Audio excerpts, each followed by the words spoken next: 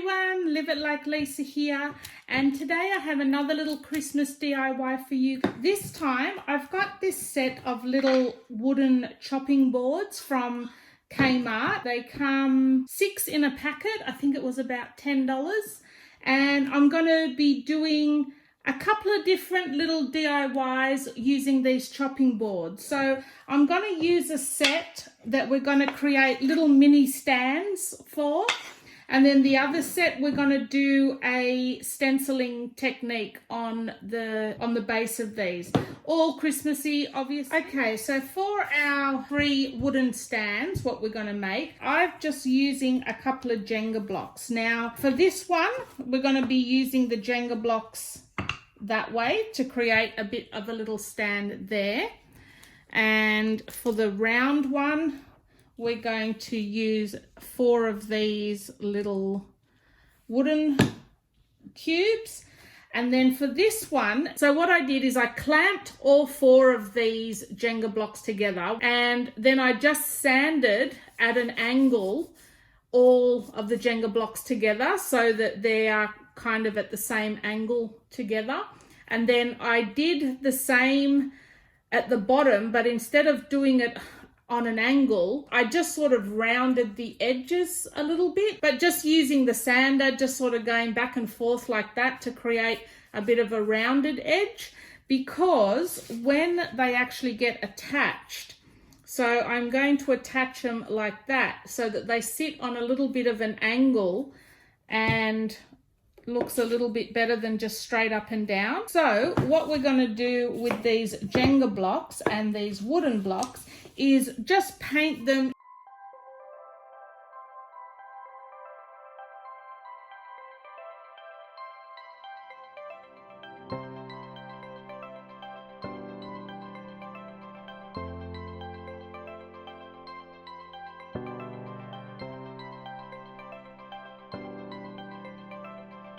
This is only just one coat at the moment, but before I do any more coats, I want to stick the legs on and have them drying, and then I'll give the whole thing a good coat at the end. So I'm going to be using some PVA wood glue to do this.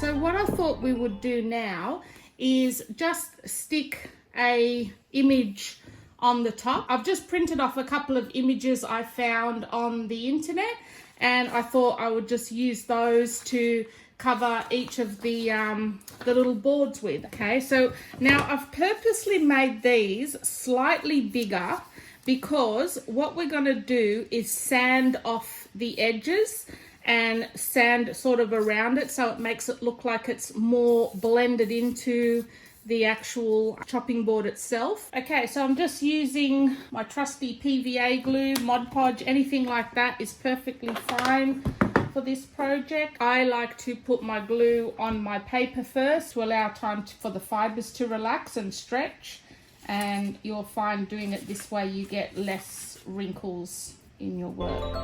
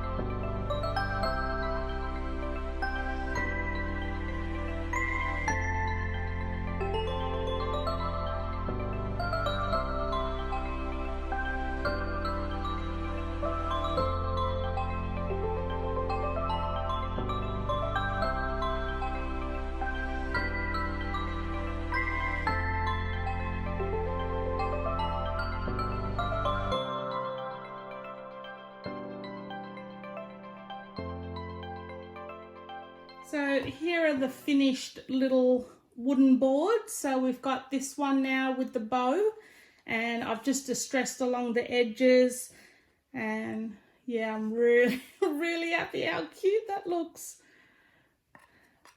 And then this one,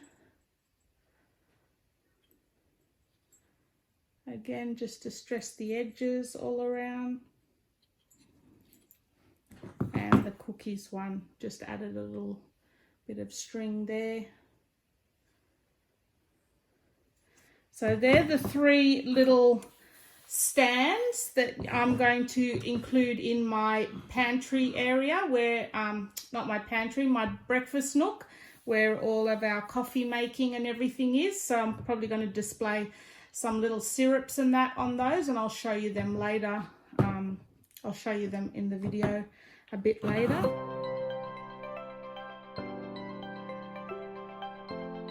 Okay, so I'm just going to be using some homemade chalk paint. You can use ready mixed one or acrylic paint, whatever you like. And these will probably need at least 2 to 3 coats, I'd say, because I want them pretty well covered. And we probably will still distress the edges anyway, but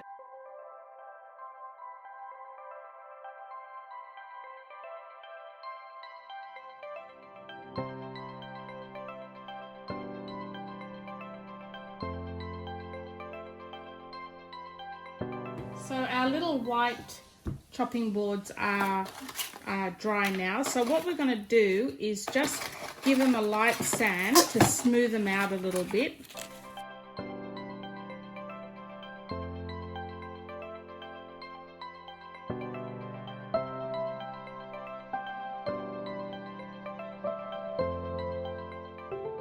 Alright, so for these ones, I thought I would make them double-sided, since these ones, I'm just going to have them sort of sitting up like against something. So I thought on one side we would go with the more farmhousey look and put one of those on each one, and then on the other side, I thought these images I all just found off Pinterest and off the internet. And I thought I would go with those sort of images for the other side. So you can sort of mix and match them and, you know, put them in different places. Just using PVA glue again, or Mod Podge, whatever you have.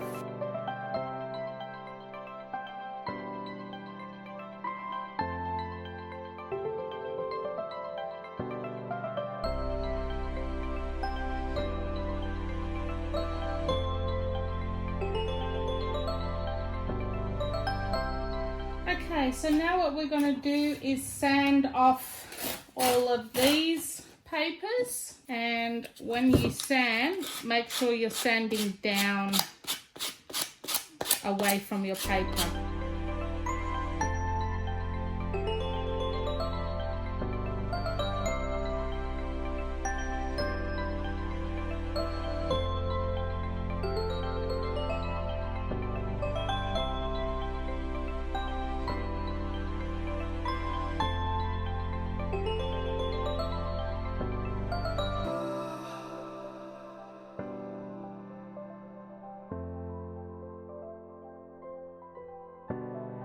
Alright, so to decorate, I'm not going to go too crazy with these. I'm only just going to pretty much tie a bow around the neck of the wooden board.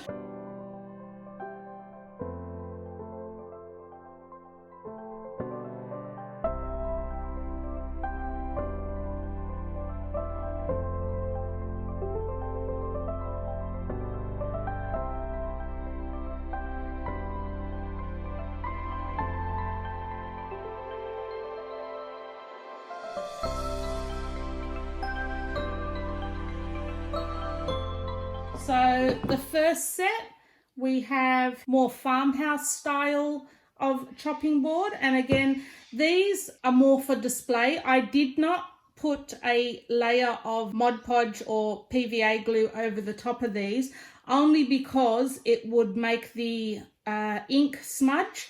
So I didn't do that. So these are solely just a display purpose. You can't actually wash them or anything like that. So yeah, they're just for display. So that's the first one. bake and shop, and I've just put a little bow on the top. We have our farm fresh Christmas trees with the red bow, and then the sleigh rides, the reindeer sleigh rides one there, and I've just added a little bell there. So on the flip side, we have these. So you can mix and match them, change them around to suit your decor however you like. But I think for this year, I'll be definitely having the farmhouse vibe. But yeah, and I've just distressed all the edges as well to make them look a little bit more rustic. So that is my little chopping board video, guys. I'll insert footage now of where they are in my pantry. And I think that's officially my last DIY decor project for Christmas 2019. I hope you've enjoyed all my videos, guys. I will leave a link to a playlist down below if you've missed any. You can see all of them in that playlist. And I'll see you guys in my next video. Thanks for watching.